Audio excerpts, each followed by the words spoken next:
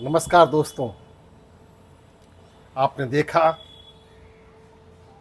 2 दिनों से नेपाल की स्थिति बेकाबू है। वहाँ के लोग जन विद्रोह पर उतारू है और पूरी सत्ता घबराई हुई है। प्रधानमंत्री और उसके तमाम मंत्रिमंडल के लोगों ने इस्तीफा करके लगभग देश से बाहर जाने के लिए आमदा है। ये जन विद्रोह कोई अचानक नहीं हुआ होगा। वर्षों से नेपाल के अंदर में बढ़ रही कई तरह की गैर बराबरी के खिलाफ है। अस्थिर सरकार और उनकी अदूरदर्शी नीतियों की वजह से जनता के आक्रोश का नतीजा है। यह सिर्फ भारत के पड़ोसी मुल्क होने की वजह से हमारे लिए चिंता का विषय नहीं है, बल्कि चिंता का विषय यह भी है कि एक एक कर भारत के तमाम पड़ोसी मुल्कों में जन विद्रोह हो रहा है और वहाँ की तख्ता पलट दी जा रही है। नेपाल से पहले आपने देखा होगा बांग्लादेश में भी इसी तरह से छात्रों ने वहाँ की तख्ता को पलट दिया। उससे पहले श्रीलंका में भी जन विद्रोह हुआ और राष्ट्रपति को वहाँ से देश छोड़ करके भागना पड़ा और राष्ट्रपति पूरे देश पर ये जो इल्ज़ाम लगाए गए देश के द्वारा उन पर, उससे वो तिलमिला उठे और राष्ट्रपति का आवास हो चाहे राज्य का और भी कई कार्यालय जहाँ पर जनता का हजूम पहुँच करके अपना जो रंग दिखलाया था वह किसी से छुपा हुआ नहीं है।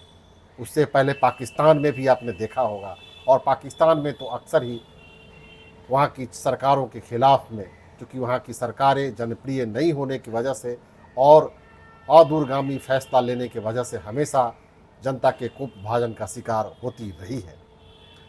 आपने कुछ दिन पहले अफ़गानिस्तान में भी देखा होगा कि वहाँ भी तालिबान के लोगों ने वहाँ के सरकार को अपदस्थ करके अपने शासन व्यवस्था को अपने हाथ में लिया था।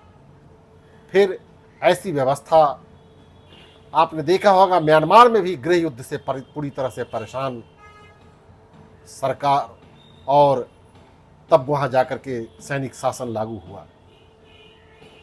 ये चारों तरफ से भारत में जो अशांति का माहौल है यह एक दिन में नहीं बुना गया है।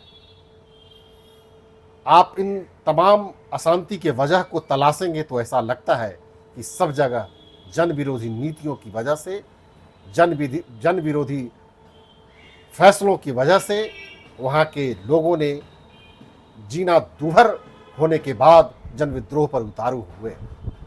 आज कमोबेश स्थिति भारत की भी उसी तरह की होती जा रही है।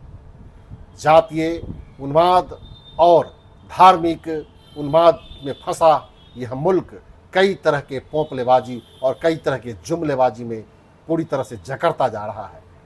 इस देश के प्रधानमंत्री को केवल घोषणाओं से मतलब है और केवल मुफ्त में चीज़ों को बांटने से मतलब है। यहाँ के बेरोजगारी पर कोई ध्यान नहीं है, यहाँ के शिक्षा पर कोई ध्यान नहीं है, यहाँ के किसानों की दुर्दशा पर कोई ध्यान नहीं है। यह केवल बड़े बड़े उद्योगपतियों के सेवक या यूँ कहें उनके चपरासी की तरह काम करने वाली सरकार होकर रह गई है। वो दिन दूर नहीं कि अगर ये लोग, भारत के लोग और बिहार की सरकार भी अगर नहीं चेतेगी, नहीं संभलेगी, तो निश्चित रूप से बिहार और देश में भी जन विद्रोह होगा और यहाँ के भी लोग सड़कों पर उतरेंगे। हम अभी से ही भारत सरकार और बिहार सरकार को इस तरह की नीतियों के अनुपालन के लिए अनुरोध करना चाहते हैं ताकि भविष्य में वो दिन देखना न पड़े जो आज नेपाल, बांग्लादेश, श्रीलंका, अफगानिस्तान, पाकिस्तान और बर्मा को देखना पड़ रहा है। हम चारों तरफ से जिस तरह से घिरते जा रहे हैं, हमको फिर से अपनी विदेश नीति, अपने गृह नीति, अपने तमाम उन नीतियों के ऊपर में सोचना होगा जो हमारे फैसलों को जन विरोधी बताते जा रहा है। यदि आप चाहते हैं कि वास्तव में भारत के लोग अमन चैन और सुख शांति से रहें, इनके भविष्य के उज्जवल भविष्य का निर्माण हो सके, तो निश्चित रूप से आपको अपने फैसलों पर पुनर्विचार करते हुए आप सरकारी तौर पर निश्चित रूप से जन कल्याणकारी योजनाओं पर ध्यान दीजिए और यहाँ के बेरोजगारों को रोजगारोन्मुखी शिक्षा दे करके, रोजगार दे करके उनको एक सुनहरे भविष्य की ओर ले जाइए। नहीं तो हम फिर से जिस अशांति के मुहाने पर बैठे हैं, यहाँ भी अशांति का गुब्बारा फूला हुआ है और फूलता जा रहा है। कब विस्फोट करेगा और कब फूटेगा, ये कुछ कहना मुश्किल है, नामुमकिन है। तो आइए हम इस सरकार से अपील करें, भारत सरकार और बिहार सरकार से, कि आप अभी चेत जाइए, नहीं तो देश के बहुत भारी नुकसान उठाना पड़ेगा। जय हिंद, जय बिहार।